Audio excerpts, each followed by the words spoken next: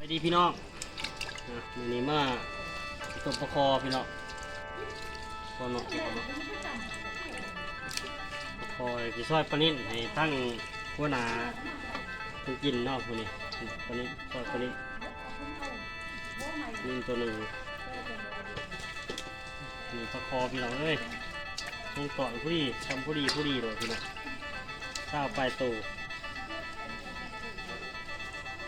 มาพี่น้องกินข้าวน้ำกันกินข้าวแรกนี่ตบประคอพี่น้องตบประคอ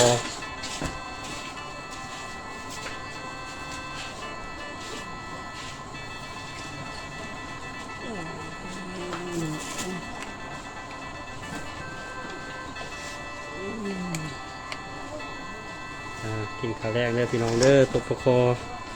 คอหน้าเอาสดถึงดีถึงตอน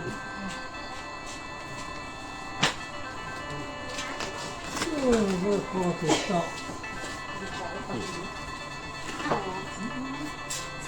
เสียงเขาทำมากเนาะ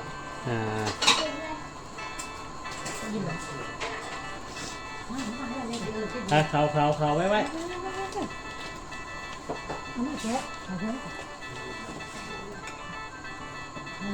แล้วก็คมนั่งดิถ้าจะมาแล้วมือจานจะเหรอเนี่ยนั่งคัดไปดีจุ่มเข้าไปหวานเลยก็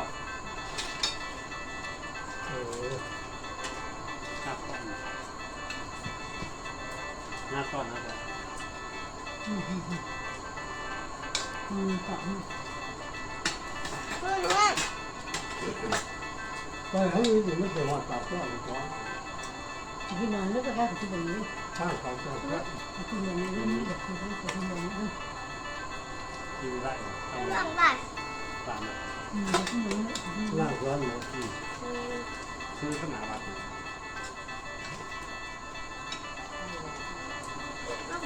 ยังจะมังหน้าขอกินมังนี่ ที่ยาจ้ะ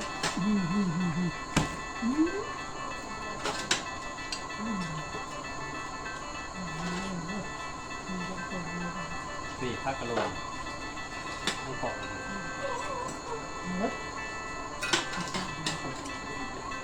นั่งเนาะก็ต้อง คือแบบ คือแต่ว่าแบบนี้ โง่ไป ก็มาเป็นลุงเมื่อไปนี้ก็